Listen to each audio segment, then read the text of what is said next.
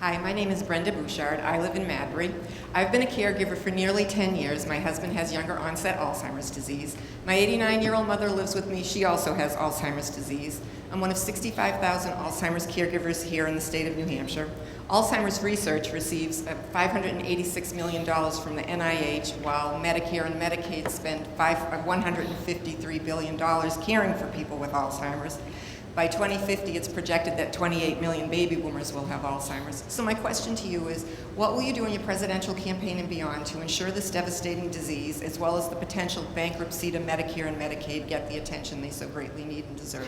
Thank you, Governor. No, excellent point. Thank you for the work you do, because I know as a caregiver you don't get thanked enough for the very difficult task that you have as well. A couple different things on that. One, just in terms of Alzheimer's research and work that's done long before I was governor. We've done a lot. Kitty Rhodes, my secretary of the Department of Health Services, has been a great advocate in helping us move this with her team and a lot of great volunteers to address Alzheimer's in our state. We're proud of the record we have, and we'll share some of that with you as well.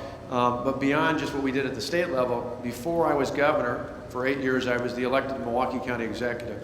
In our Department of Aging, that was a critically important area that we honed in and focused on. Because as you mentioned, it's not just critical today, but as the baby boom generation is at or near retirement, it's not just about Social Security and Medicare and Medicaid.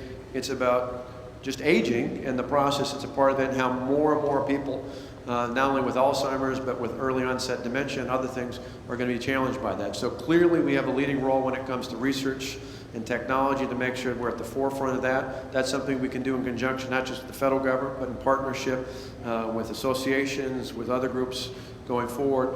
In terms of Medicaid, Medicare, and Social Security, three different parts, all kind of woven together in your question. Yesterday when I talked about Obamacare, I included, unlike others, well actually there's only one or two others that actually have a plan. Everybody else has just got a slogan, repeal and replace. We actually laid out what that meant yesterday.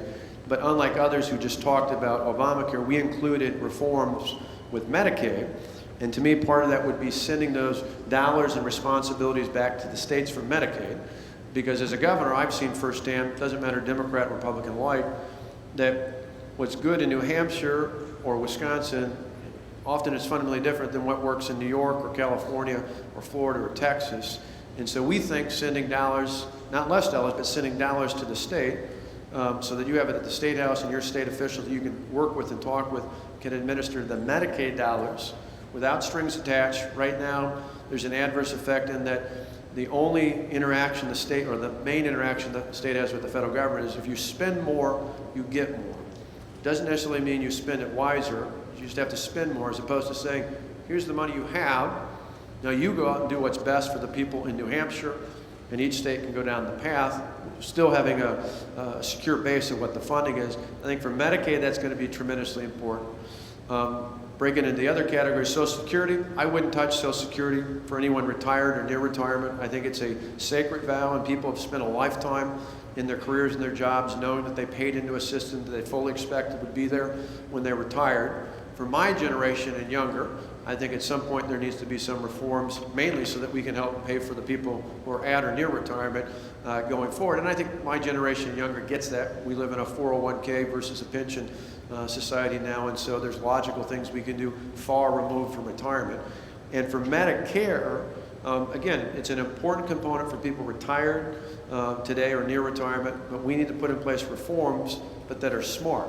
And not just in terms of Alzheimer's research. One of the other things we talked about yesterday was putting in place more reforms for long-term care so that there are more options for people, particularly more options that people can have to get long-term care in their homes, which is not only more cost-effective, it's actually better for people. If it's patient-directed, something we've done with family care, something we call family care in our state, incredibly important, because then we allow the patients and the families to direct the best path of care. And more often than not, it ends up being the most cost-effective, because with minimal adjustments, often respite care for caregivers and other things like that, it can go a long way towards providing the care needed in the best setting possible, which is usually in the home, and doing so in a way that's still very cost-effective to the people paying the bill.